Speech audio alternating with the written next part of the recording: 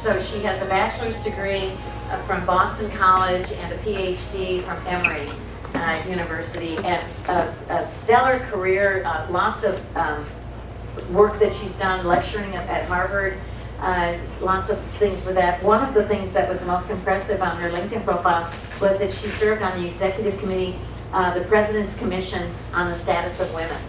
And she is all about helping people from underrepresented groups. It's not just women.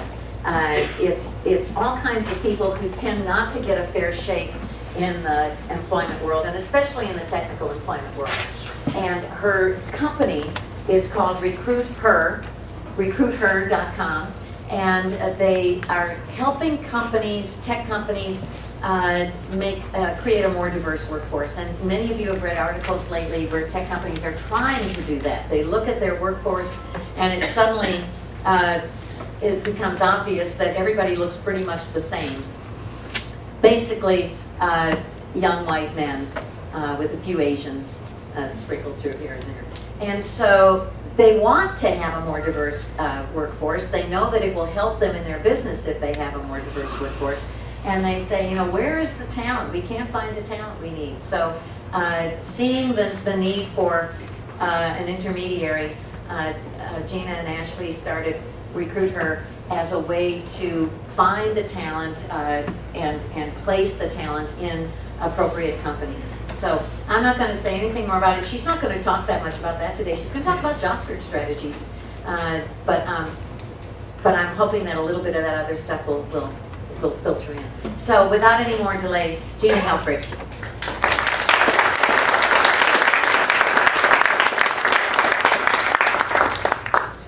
Thank you for that introduction, Kathy. Amazing.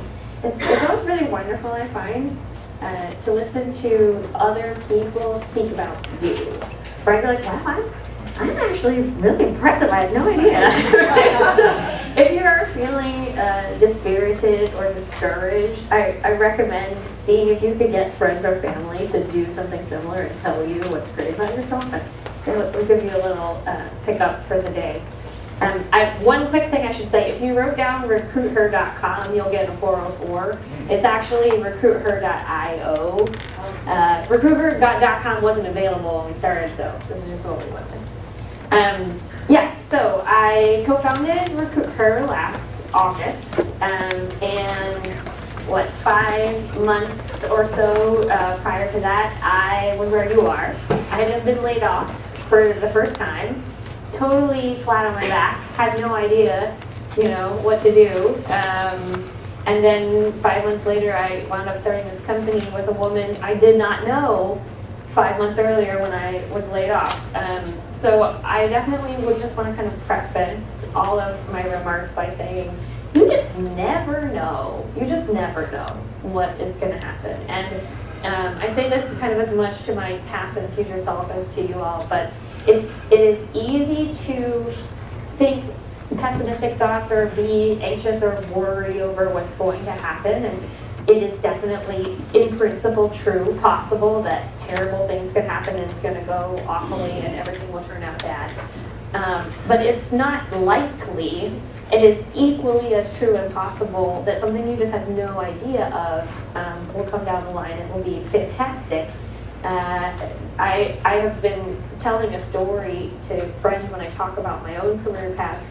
I sort of make the joke, I say, well, if I would find a time machine and I would go back to myself, call it 8 years ago, and start telling the story of what's going to happen in my professional life, me from 8 years ago would say, go home, future Gina, you're drunk, right? Like, that's not what's going to happen.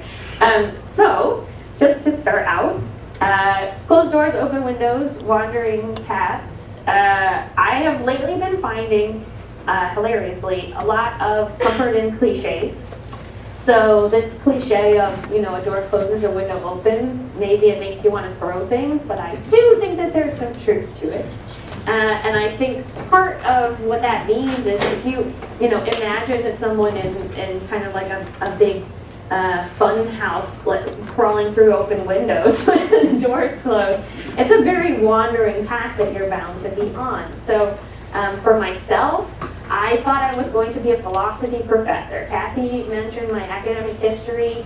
I, started pre-K and I just went straight on through until my late 20s. I never quit school. I thought I'd be in school, working at school, around school for my entire life. I love school. I know some people hate it, but I thought it was the greatest.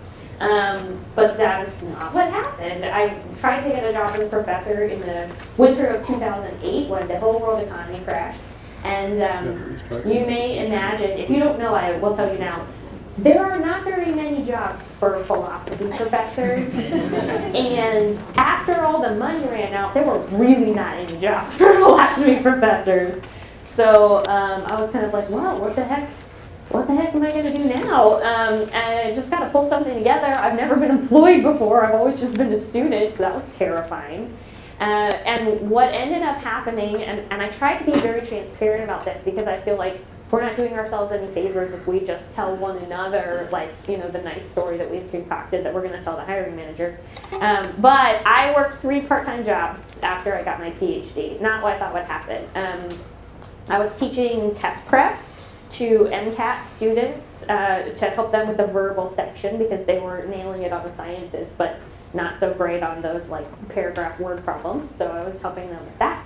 I was also, in the morning, I had an adjunct position teaching 2 sections of Intro to Western Philosophy at Morehouse College, which is a historically black men's university in Atlanta. So that was a very interesting experience. And then thirdly, I was 5 afternoons a week coaching elementary school chess clubs. So I'd get these young college men in the morning, 2nd graders in the afternoon, and then in the evenings, I'm talking to folks who are preparing to go to med school. Again, all kind of education related, and just thinking what am I doing with my life? What is going to happen from here? And ultimately, I just kind of stars aligned. I had no idea how this would pan out. But I received word over an email list that I was on that there was an opening for an assistant director of the Women's Center at Harvard. I had gone to school in Boston, so I already knew I really liked it there. And I had done all this work, as Kathy mentioned, on women's and gender issues and inclusion and diversity more generally when I was in graduate school. And I thought oh, this sounds amazing. So I put together an application. I didn't send it yet. I reached out to my whole network. I said, I'm dying for this job. Please help me make sure that I can put my best foot forward. And I had people come through, help me refix my entire resume, rewrite my entire cover letter, help prepare me for the interview process. Someone who I knew just loosely happened to have a relationship with the woman who was running the Women's Center and agreed to reach out to her on my behalf just to say, hey, when this resume comes through, do take a look at it. And ultimately that was, foot in the door, and then I was hired. And then not quite even a year later, my boss who hired me decided that she wanted to make a career change. She went to become an assistant professor of higher education at Merrimack College, a small Catholic university. And then I was supported by her and my other colleagues to step into the director role. And all of a sudden, I'm in charge of an office at Harvard, and I'm going, a year and a half ago, I was teaching chess to kindergartners. So all of that just to share with you a little bit about the wandering path of the windows and doors that I myself have been on. So when you look at someone's resume and you think oh, they seem to have it real easy, why isn't it so easy for me? That may not necessarily be the case. And you yourself are perhaps that person who currently does or in future will have that very impressive background that people are wondering how you did it. So sorry for that very lengthy intro, but what I would like to talk about today is something that I hope will be helpful to you, which is basically how do you approach this process? How do you get from where you are here to working in a job maybe that you love, maybe that is just good enough until you find the next one, get a promotion. And trying to use the data that's available so that you are using strategies that are proven to be the most effective. All of that to say, switching jobs is the new normal. So even for people who are from an earlier generation, you'll see that folks born between 57 and 64 rather, have had an average of 11.7 jobs between 18 and 48, so most of their working lifetime. And then millennials, that first decade out of college, once they get to their early 30s, have already changed jobs 4 times. And often they've changed careers as well. So if you're in the middle of switching jobs, if you're thinking about switching careers, if you've been here before, you are the norm, right? This is totally normal, and companies and hiring managers are starting to accept that this is just how it's going to be. And so if you only have a short stint on your resume, a couple of places, that used to be a big red flag, and I think that that is less so nowadays. When I was in the process of searching for a job, when I wanted to transition from higher education into technology, I ultimately discovered, but at the time I didn't know, I was kind of just looking for like something, and I would talk about various skills that I had. A kind person told me, well, if you don't know where you're going, then any path will do. So it really behooves you, if you don't know exactly what your next step is, to try to take some time to dig down on what that is. I also learned that identifying the things that you don't want to do is equally as important as identifying the things that you do want to do. If you already have a goal, beautiful. Hopefully we can talk to you about very specific steps to get you on the path to that goal. In terms of defining your goal, right? You want to know which industry or industries you're looking at, the type of company. If you're going to be pitching yourself to a large corporation, you're going to need to tell a very different story about your skills and abilities than if you're pitching yourself to a small startup, for example. Your job titles, perhaps you've been doing a particular type of work under a different job title than something else that's available to you, and a great fit for your skills, but it's just not something that you have ever listed on your resume before or considered, right? Like brand manager, for example, if you've been in marketing.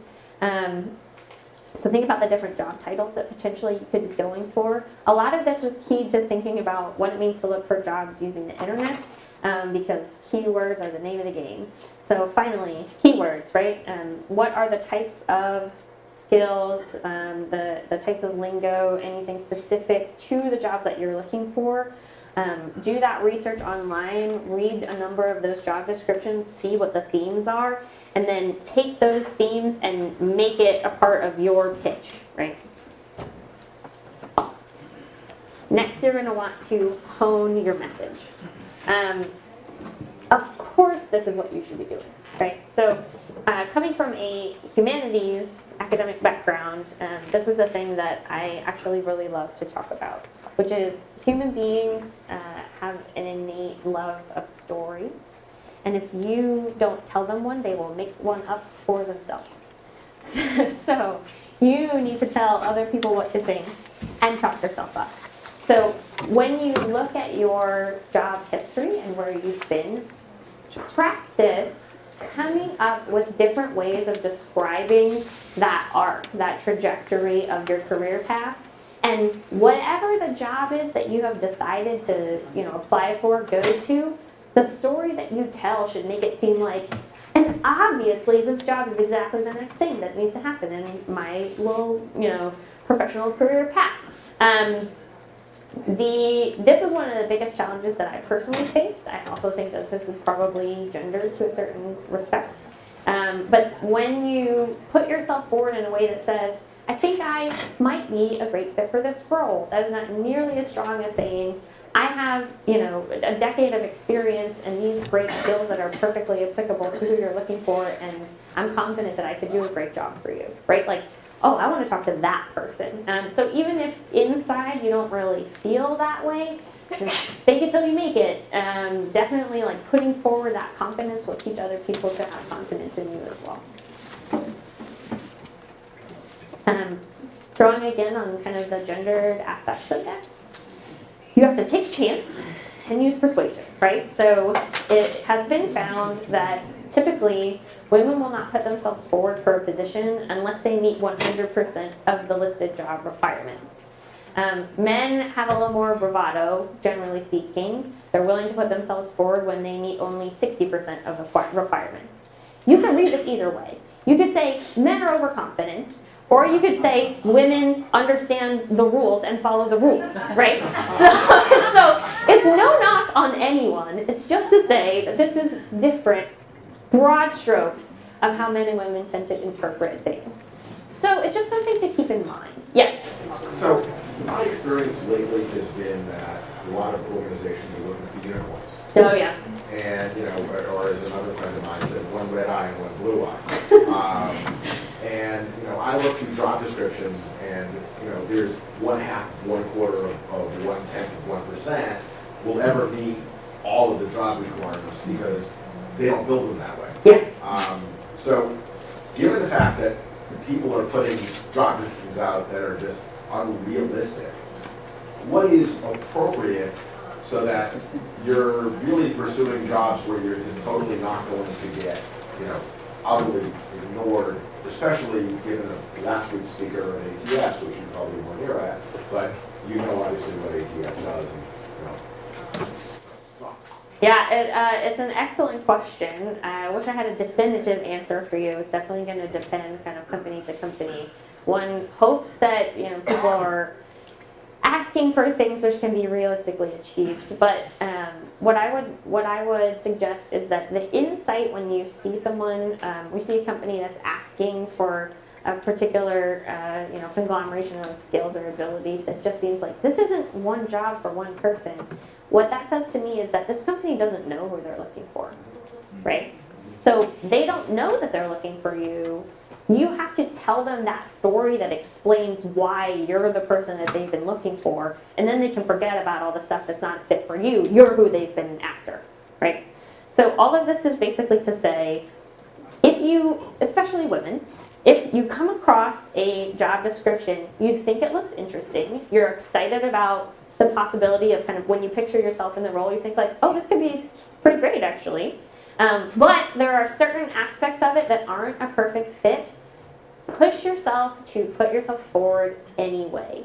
And when you put yourself forward, you have that voice in your mind saying like, well, I know I'm not a perfect fit on this, so I need to be persuasive in my materials that explains why you definitely want to hire me, even though I kind of know I'm not needing this part, right? So you could say, by the way, I am an extremely quick learner, and I can show you that I am a quick learner because when I took this one job, I learned this entirely new system, and then I was running the dang thing within 3 months, right? Or something along those lines, right? So anything that you can come up with that is related to the description that you can draw upon transferable skills or evidence that you're able to in the future quickly meet what you'll need to do, even if you couldn't sit there and do it today, but you feel like you could do it within 3 months, 6 months, 2 weeks, you name it, right? Then that's the kind of story that you want to tell. So basically, your whole job, and speaking as a former philosopher, this pains me, is to be rhetorical, right? So persuade people, right? It's not necessarily like come up with the logical argument, but just be persuasive, right? Like do some razzle-dazzle. You want those folks to realize that they are looking for you, right? What they have written in the job description is less relevant, actually. Yes? I think I know how that happens with the job description. Right. Somebody has a rec to hire, say, a part-time. And they're talking at lunch about this. Oh, I hired one a while back. So use this as a template. Yeah. All right, so they take the template. And, okay, that's good. Oh, I need to add it here and add this. All right, so the result, and these templates be circulated to the company. And everybody who uses them adds something that takes nothing off. Mm-hmm. Right? Mm-hmm. So they just get, that's how they're unfillable. Yeah, absolutely. Well stated. And I think the other aspect of that is, oh, Liz used to do this job and now she's, made her move. We need another Liz. Like, you're never going to find one, right? Like, there's only one. You need somebody new. So, yeah, absolutely. The next piece of information I want to share with you is that the job that's out there for you is overwhelmingly unlikely that you will find it by sitting behind your computer and sending out job applications. This is because the majority of jobs that are available are not even advertised. So you could be like a, searching Google Ninja and never find them because they just aren't up, right? Like the person hasn't, who's responsible has not put it on the careers page, or people are starting by just doing referrals to see if they can find the right person for this position. It's not even advertised. And then related to that point, only 15-20% of jobs are actually filled through posting them to job boards, and the overwhelming majority of the rest of those are somebody knew somebody, right? So applying to jobs online, if you can say to yourself like, well, today I applied to 25 jobs.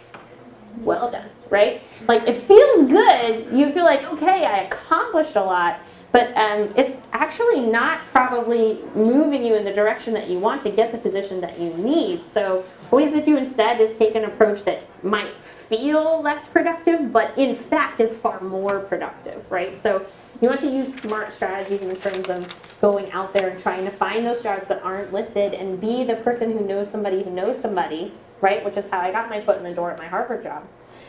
So you should probably spend no more than 20% of your time submitting your resume and filling out online job applications. So if you give yourself a weekend, treat job hunting like a real job, then call that one day out of your week you can spend submitting to jobs online. The other 4 days, you're using your network, right? So you can also treat this in a very systematic way. You can track your outreaches to people just like you would track your job submissions. So you would say, oh, I applied to this job, I'm going to keep an eye on it. You're going to say, oh, I reached out to Wendy, I'm going to make sure to follow up with her, right? How to leverage your network. Okay, so if the most important thing is to work on your networking, how do we do that? Why does it matter? What's helpful about it? First thing, you want to especially focus on weak ties. This is kind of a social science-y term. All it really means is those people that you just kind of like don't know that well, but they're still kind of sort of like your Facebook friends, or you see them every now and then, they know your name. The reason that you want to focus on them is because strong ties, the people that you are close to, the people that you talk to the most frequently, are likely to know the same folks, have the same resources and reach as you yourself. So they're not actually extending your reach any further than you can already do alone. Whereas your weak ties, the people that you don't know as well, someone who maybe was in a different department than you at an old job, somebody who you met at the church picnic, somebody who you see all the time because you exercise at the gym on the same schedule, right? You name it. People who kind of but don't really know you are most likely to be the ones to know of an opportunity that might be a good fit. Would you include people that you haven't seen for 15 years? But, sure. I mean, that you knew well once upon a time. Absolutely. I think the trick with that is you don't want to put yourself in their shoes. If you hadn't heard from somebody in 15 years and then they made an outreach to you just seeing if you knew some place that they could get hired, like that's not going to feel great. So if you want to make a reconnection, or if you feel like the relationship is established even though you're not in touch, totally fine. I think it's going to be mostly a matter of approach. I was going to say, and I've also experienced that sometimes the least likely people, at least it's been for me, when I tell them what's going on, have been the most helpful. And they're people I might see once or twice a year at an event, and email once or twice, Yeah, oh, absolutely. So, 2 comments just on both of those last things. So, there's a position I'm actually interviewing for this afternoon. In doing my LinkedIn review, I found somebody that I worked with 17 years ago, who I barely knew, but he just happened to know somebody at this company. Reached out to him and he said, oh yeah, a good friend of mine just went to work there. 5 hours later, I was talking to that good friend. And I hadn't spoken to this guy in 16 years, and barely knew him 16 years ago.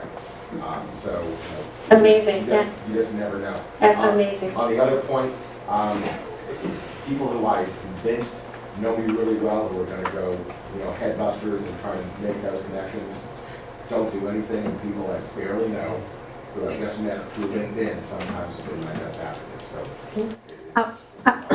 I resonate with that very much. I will also say that I feel that we're fortunate to be in Austin and to be in Texas because the community here is very friendly. People are very willing to lend a hand, reach out, make an introduction, even if they barely know you, right? So we really benefit from living in the friendly state, I think, compared to being somewhere else. It's definitely something I find to be grateful for, and also to encourage you to make outreaches that otherwise you might be more hesitant to do. Go ahead and extend the hand. I find that generally people here think that, you know, rising tide lifts all boats. I pass it on, you'll pass it on to somebody else. So it's very, very positive. Are you willing to share with us, you moved to Austin a little over a year ago? maybe? 2 years. 2 years ago. So when you first came, how did you penetrate the market? Networking. Yeah. I learned, it's an excellent question. I learned that there was a week-long event for the tech startup community, Austin Startup Week. I actually submitted an application to be flown in, and they selected me, so that was great. And then I spent the entire week telling people my story, trying to understand what the opportunities were here, see who could introduce me to who, if I might be a good fit for something. I was trying to pitch myself as an effective contributor to the technology space, even though my entire background was administrative and academic. And on the very last day of that week, I had coffee with 2 gentlemen who were interested in talking to me because they were looking to hire more women in their startup company, and they had seen my background. And at the end of that conversation, after I kind of told them everything that I could about the efforts that they could take, I said, also, here's what I'm looking for. I want to make this transition. I want to move home. My family's here. I'm really excited about trying new challenges. I feel a little stale in higher education. I'm really excited about technology. These are my skills. This is what I'm bringing. Let me know if you know of something. And eventually that conversation continued, and call it 6 months later, they hired me. So I did not know them. And that networking strategy, was how I landed that first job. So spread your message, right? I spoke earlier about honing that message so that you know how to talk about what you're looking for, where you've been, how the thing that you're after is the natural next step. In terms of leveraging your weak ties and using networking to your advantage, you have to also make sure that it's very clear what you're looking for. This was a lesson that I learned, which was difficult for me at first because I didn't know what I was looking for. Again, any path will do if you don't know. You have to have something to tell people so that they know what to comb their network for, right? So even if you're undecided, if you're kind of mixed between 2 different possibilities, maybe you could do project management, you could do marketing and communications. Well, tell half the people one thing and half the people the other thing, right? So, figure out how it goes. But you got to give people something, especially those weak ties, a kernel that's easy to grasp. So they can say, Joanne, communications. I'm going to go see if I have anything for her, right? And then finally, although I've spent a long time now talking about defining your goal, figuring out what you're driving at, also keep an open mind. I did not think I would work at a commercial insurance B2B technology company. That was nowhere in my plan. But it turned out it was going to be kind of the right opportunity for me in a number of ways, and it served as an important stepping stone in continuing my career path. So as you put the word out and you start to get leads coming back to you, maybe you will hear of something you think, oh, no way, that's not a fit at all. I would encourage you to give everything a fairly close look and think, expansively and creatively about what the opportunity really represents for you and how you could make use of it. We've spoken a little bit about LinkedIn, I think, and some of the back and forth. As co-owner of a recruiting company, it behooves me to talk to you about it. Again, the internet, keywords are the name of the game. So the way that you want to leverage your LinkedIn is implementing that research that we spoke about at the beginning. You've looked up the job titles, you've read the job descriptions, you've discovered the themes. You're going to take the keywords from those themes and you're going to sprinkle them strategically throughout your LinkedIn and your resume. LinkedIn is different from the resume. You don't want them to be exactly identical. You can be a little bit less formal in your LinkedIn. You can be a little more wordy, which I think is a huge relief. Struggle with brevity, definitely. I want to go on and on. And it gives you an opportunity to kind of say a little bit more about yourself, paint a little bit more of the detail and the color of the picture of who you are. You can include activities, if you're really into yoga, add that at the bottom. Maybe the person who is the recruiter is also into yoga and that catches their eye and then they look again and decide to talk to you. Is that what you mean by less formal, like you wouldn't put that on your resume, you would put that on LinkedIn? Yeah. So, for example, some of the advice that's often given about resumes is like, don't use indefinite articles, right? Like, you don't have to have complete sentences everywhere. Keep everything as extremely, tight and brief as possible. You can kind of loosen those restrictions a little bit in your LinkedIn. So you can feel free to write a sentence like a normal human being instead of in like resume land speak, right?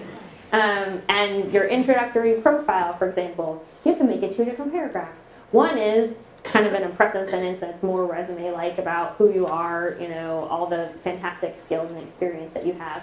And then you can have a second paragraph that talks maybe in a little more length about the type of opportunity I'm seeking right now is this, right?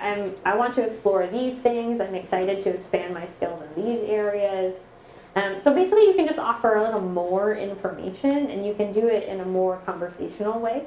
I would still caution against going too lengthy because still LinkedIn is something that recruiters are skimming. So it has that in common with the resume, but it's just not quite along the same strictures. The second thing about LinkedIn, it's kind of pro-cons. You can look up for yourself whether you should do a photo or not. If you do choose to use a photo, make sure that you use a nice professional one.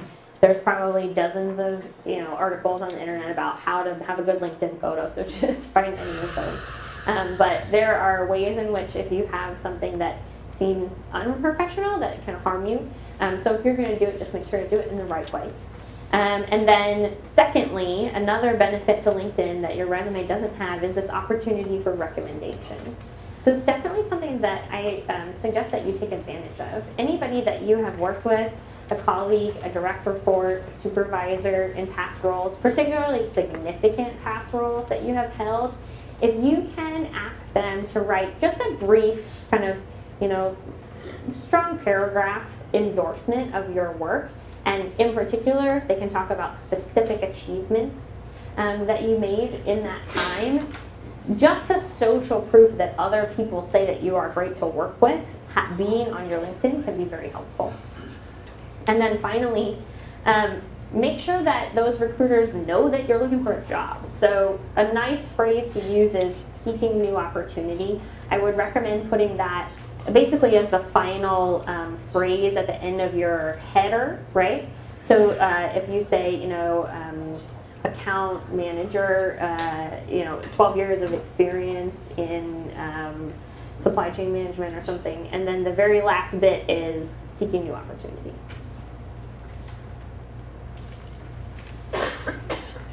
All right, just checking the time. So resume plus cover letter equals interested.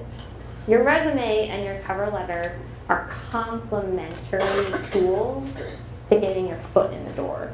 I think very instrumentally about this whole process. So the resume is not a goal in itself, it is a tool, right? And it is a flexible tool. I'm sure you have heard or read over and over again. You have to customize your resume to every job. That is true. Unfortunately, there's no such thing as the one true resume for you. Using those keywords is going to be important. It's also, I think, tempting, at least tempting for me, to try to make your resume do all of the work, but it is not designed for that, right?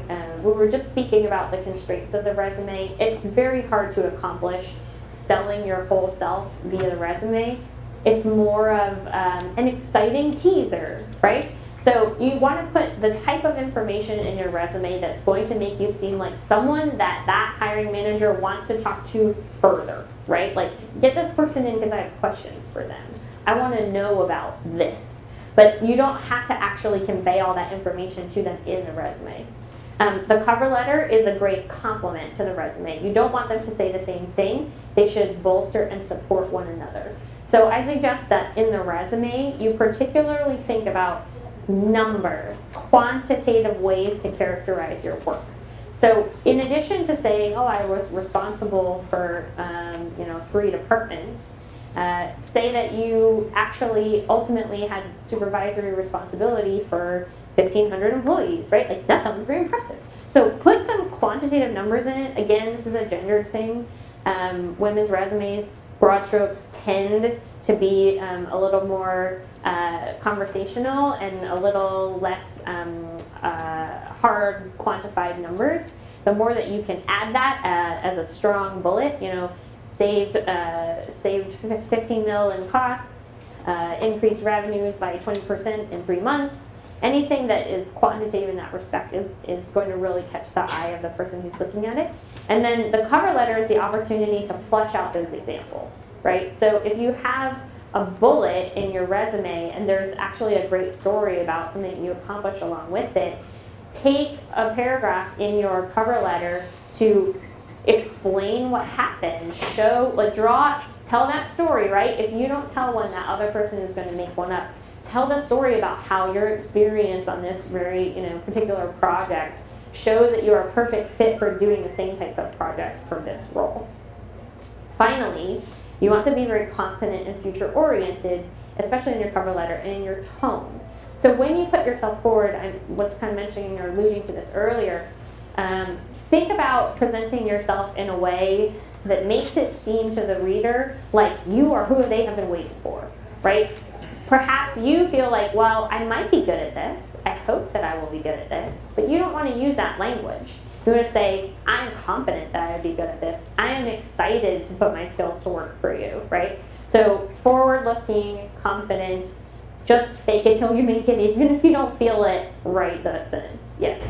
I hear that all the time, and I wonder if, maybe it's just me, but I used to do human resources, and every time I saw that, I'm confident that I would cringe a little, like, so I will tell you if you're the right fit for this job. I don't know, so maybe I'm just an anomaly, like, it seems overconfident, especially if I was like, well, your cover letter and resume do not convey that you are perfect. Sure. What would be for? Yeah, I think, we want to strike a balance, but, and every person reading is different. I mean, the reason that there's no such thing as the one true resume is because it's so subjective. It's so subjective, right? Like, you submit something one place and people will tell you this is hard. Well, you submit something other place and people will tell you, I've been waiting for this for 6 months, right? So it's hard to say. I still tend to believe that having assurance in yourself, not arrogance, but having assurance in yourself, like, I think that this is a great fit. I'd be really excited to talk to you about why and share with you my experiences. That to me at least sounds better than like, I know I'm perfect. Yeah. Don't overstate it, right? It's, again, philosophy, right? Aristotle says virtue is the mean, so walk the middle line, right? Okay. This is a great joke of mine, but we can talk about it instead. Yes.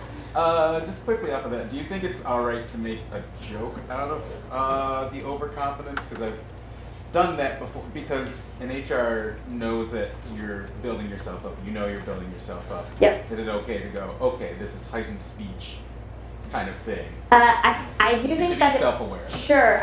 I appreciate the angle or the perspective. I think it's a high risk approach. Okay. Not having a psychology background, I don't know the stats off the top of my head, but I can tell you that the amount of information that we are able to glean in communicating with one another in person, body language, tone, etc., it's just like, huge technicolor information about what's really going on. But in written word, where you don't have any of that info, it's just so easy to be taken the wrong way. So I would put a lot of caution flags up on that approach. Okay. Okay. So for those of you who didn't watch Star Trek The Next Generation, the guy in the Sherlock hat is a robot named Data, but hopefully you're laughing because you totally knew that. So what I want to encourage you to do is to understand how you're doing by leveraging the data to figure out what's working and what's not. Where is the roadblock in your job search? This kind of, go through each stage and question will help you to understand what's going great and what's going poorly. I have conversations with job seekers where they start out telling me that they really want my help fixing their resume. And I say, well, let me just talk to you for a second about, your search and what's been going on. And by the end of our 10-minute conversation, I find out that they've received a ton of offers, but something is just not fitting. And so that means the problem isn't their resume, even though that's what they wanted to talk to me about, right? So are you getting phone screens for jobs? Then your resume is probably fine, and spending many hours, fine-tuning it in pursuit of one true resume is not going to help you especially. If you are getting in-person interviews, but you're just not getting those offers, maybe there's something to be tweaked there. If you are getting offers and not accepting them, then that's a great problem to have. You can just figure that out on your own. Maybe you have to work on your negotiations so you can get a higher offer, right? But basically, look at this funnel and ask yourself, where is the roadblock? And then devote your time there, right? That is the thing that you should be focused on, so that you're not wasting or spending valuable time of yours on something that is already handled, basically. Right? And in terms of the data to collect as you're doing this, when you are using your network and reaching out to those weak ties, inside information from informational interviews can be great. One way to use your network that's not transactional, it's not just person that I kind of know, do you know of any jobs? It might be person that I kind of know, you currently hold a job that is similar to a job that I would like. Would you be willing to talk to me about your job, what you think the most important parts of it are, and how I can best position myself for a similar kind of role, right? That's inside info that you can use then to hone your narrative, fill in your resume and cover letter, put keywords in your LinkedIn, and think about how to present yourself. Feedback from your trusted network. Particularly if you are getting stuck at the in-person interview stage and you're not getting feedback from the companies that you interviewed with, see if you can just do a mock interview with somebody that you know. I'm sure people in this room would be willing to do it for you, right? Find someone who's willing to provide that mirror or give that feedback that shows you something about how it's going that you yourself might not be recognizing and which could be easy to fix, right? So use that information from your trusted network to help improve your search. And then feedback from interviews. That's not always the case, but sometimes a hiring manager is perfectly willing to give you feedback about what happened and how that conversation went and reasons that they aren't moving forward with you. You might get just kind of the polite decline and they don't give you any further information, but some companies do. If you ask, they will provide specific feedback. So it can be worth at least, putting the question out there. And then finally, variables to test. So think about very scientifically, right? You can use different kind of versions of your resume and cover letter. Maybe that there's one way that you're talking about your experience on one, a different way that you talk about it on the other. Send them both out, see which one gets better results, and use that one. This is very standard when it comes to marketing and sales, and you can use it to sell yourself, right? So same kind of techniques. And then also you can try variables on ways of telling your professional story. I personally find that it usually takes quite a few iterations before you figure out what is the quick way to talk about where you've been and where you're going that resonates with people. And it's kind of a gut feel, right? So you tell this story to folks over and over again in different ways, you kind of tweak it, and then you start to get a sense on the response that you get of what version of the telling people are able to really grasp and then kind of run with. So think about, different ways that you can pitch yourself. If you're stuck, if you're I have said this a million ways and it's I've said the word potato too many times now, it sounds weird. just ask somebody else, right? Trusted network. Go to your friends, family, people in this room, say, here's my background. I've been talking about it this way. It doesn't seem to really be getting me anywhere. Can you help me come up with another way to talk about my experience and what I'm looking for? Often just, getting that third-party independent perspective can be a huge help. So think about testing that way that you're telling your story. So to kind of sum up, from the beginning, what is your plan, right? Make a plan. Figure out what your goal is. Hone your message about yourself. Take chances. Remember, 60%, 100% of qualifications, people don't know who they're looking for until that person comes across their desk. Be persuasive about why you're the right person. Next, heed that data. It feels so productive to say that you sent out 472 resumes in a week, but it's actually probably not going to be that valuable to you in securing a position because so many jobs are not listed, and so often people receive jobs because somebody introduced them or got them in the door. So utilize your network. That is overwhelmingly likely the way that you're going to get your next position. Leverage those weak ties, right? Don't hesitate to reach out to folks that you necessarily aren't very closely connected to. Again, we live in a friendly state. That's a great benefit. Spread your message. Make sure that people know very clearly, if they say Vanessa, they know what you're looking for. So make sure that you're talking up that message. Put the word out so people know, oh yeah, you're looking for fill in the blank. And then keep an open mind, right? The opportunities that come back might not seem like a great fit at first, but you just never know. Dig in a little bit, see what you can learn about it, and think expansively about whether potentially this is an avenue to your larger goals.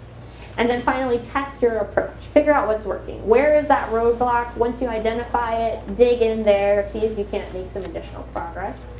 And eventually, you will find a position that will be good enough, even if it's not perfect. Right? So thank you very much.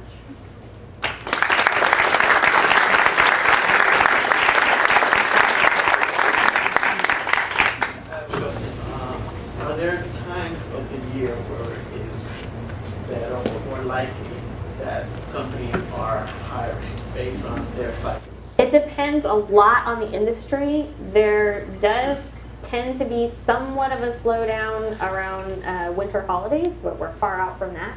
But it is so specific to the industry and sometimes even to the company. Growth stage company that is just hiring bonkers, it's not going to matter. So in short, not really.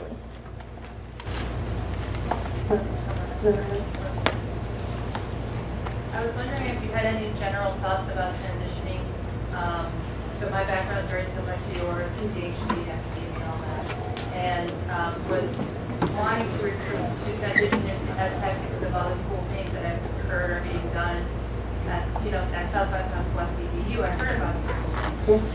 But then also at South by Southwest EDU, the vibe was like, oh, these old fuddy-duddy academics, the traditional academics, they don't want to change and we do our own thing. So it's kind of the vibe that I heard, right? Mm-hmm. And then when I went and looked at these companies, a lot of people that don't have backgrounds in higher education. So I guess my question is, my concrete question is, just in general, what are your thoughts about what it's like or what it could be like trying to make that transition from maybe things you don't know, right? Because this is all kind of new to me. Yeah. So my own experience there, I had a similar thought, like, oh, I'm interested in technology, so maybe I'll look at ed tech. The ed tech outreaches that I made were not very fruitful. I don't totally understand why, but I think that having the opportunity to talk to people who are in specific roles, in technology, for example, when I was very first making my explorations for doing a shift, I had to get somebody to sit down across from me in a coffee shop, and I was like, okay, what the heck is the difference between a project manager and a product manager? Like, help. And now it seems really obvious, and I totally know. But at the time, I had no idea, and that was like a couple of letters that were different, and so I didn't know, right? So it might just be the case that the way that you are, thinking about the type of work that you can do isn't coming across in a way that people understand where they can fit you. So that's a possibility. But it's definitely, I think, again, going to keeping an open mind, something that seems like it would be a likely fit or a likely next step. Maybe, maybe not. Maybe it's something totally different. Commercial insurance, right? Yeah. I had a question with the networking on the follow-up side of it. So, y'all networking, you meet people, leveraging, current network of people I know, college buddies, and that sort of thing, people I meet. But then I always have this thought in my head, well, I want to stay in touch with them, set things going, but I don't want to become worrisome when they say, gosh, it's got to keep bothering me. So is there anything you recommend as far as a time frame or the best way that most people want to be reached? I know it's kind of a little question, but whether it's an email or first message text or a voicemail, what's your advice? It's an excellent question. I think there are, again, you want to walk the middle road between the extremes, right? You don't want to treat your network, and particularly your weak connections, like a recruiter, right? So it's not their job to help you. They don't have an assignment that they're supposed to be completing on your behalf, right? Like, it's all kind of, they're going to see if they can help you out, if they can, but they have a whole bunch of other things going on too. So that means two things. One, you don't want to hold anyone to a very specific standard or timeline in terms of what you're expecting them to accomplish for you, unless they specifically said what it is and when they would do it. And on the flip side, don't hesitate to reach out to people again, because nobody is going to treat your job search as much of as a priority as you are. I find that when people have reached out to me for help, or I've had a phone call or a coffee with someone, I am very grateful when they send me a follow-up and say, like, hey, thanks again for your time. I just wanted to update you on how it's going. I've been talking to these people. I had this interview. By the way, you had mentioned you might be able to introduce me to this person. If you're still able to do that, I would really appreciate it. And I'm like, oh, God, I forgot. Yes, of course. Here's the person. So I am actually very grateful, and I think it's wonderful when folks that I have had those kind of weak tie conversations with follow up with me to remind me who they are, what they want, what I promised them, so that I can make sure to deliver it. On the flip side, if you are, asking for something and it doesn't come through, and the very next day you're like, by the way, did you get the thing? It might be a little much, right? So you kind of have to use your judgment and walk that middle line. Yeah. You talked a little bit about your own career, and I don't know if I missed it, but I don't know if I heard how you made the decision to discontinue pursuing internal employment with an organization and creating your own consulting business, your own entrepreneurial venture. Can you talk just a little bit about what contributed to you making the decision to do what you're doing now in this company? Yeah, absolutely. I did not speak about that before. So I did mention that I had been laid off, and then initially that flattened me, and I was pretty shocked, and I had never been laid off before, so I was just trying to kind of recover and figure out what was going on there. After I got over that initial kind of reaction, I did some soul searching, and I found part of me was relieved, and I was like, oh, that's interesting. What's that about? And what I ultimately determined was that I learned a lot. I was very grateful for the experience, but that there was something about the nature of the work that was not speaking to my core values. And I determined that what I really wanted was to find work that I could do that resonated with my passions and the things that I cared most about professionally. For some people, that is not true at all. They're perfectly happy to have a day job that pays the bills and be fulfilled in other areas of their lives. This was just a decision that I made for myself. So on that score, I thought, okay, well, what am I going to do? How can I take the things that I am most skilled in, that I care the most about, apply it in this area that I am really excited to contribute to? I had learned that there was someone in the Bay Area actually who had started up a company to do consulting with tech firms on inclusion and diversity issues. And I thought, like, oh, that sounds amazing. And then having drunk the Kool-Aid in Austin, I was like, yeah, I could do that. There's no reason I can't start a business, right? So I thought, well, let me just try it. Like, I can, the worst that will happen is that I fail and I go back to being kind of like a regular old employee. So I was shopping around basically my business plan, talking to people about what I was proposing to do with the consulting. And everyone said to me, like, okay, so you're going to diversify tech companies and make them more inclusive. So are you going to give them candidates to help them become more diverse? I was like, I don't know anything about that. I feel like you've misunderstood what I'm proposing to do. But I heard it so many times, I was like, okay, no, I have obviously not thought this all the way through. There's something here that I should follow up on. So, Week Ties, putting out the message. I posted something in a Facebook group called Austin Digital Jobs, which is great, and I recommend that you join it. I see some head nods. Cool, AJ community. I posted, and I was looking for an informational interview. I said, I would love to speak to anyone here who is a tech recruiter who would be willing to just share with me your experience trying to find candidates from underrepresented backgrounds to work in tech companies. Just want to pick your brain. And the only person who replied to me is now my co-founder and business partner, Ashley Doyle, who is very active in Austin Digital Jobs, is constantly, calling upon her own subject matter expertise as a recruiter to help people who are job searching, and is just an all-around wonderful person. And she very generously offered me her time. There's kind of a funny side story where we got on the phone and then she had been psyching herself up to tell me that she was not going to give me information for free because all of her colleagues have been charging and she's just been giving it away and she's not going to stand for it anymore. Which I was really excited about, but I was also like, I'm on your team.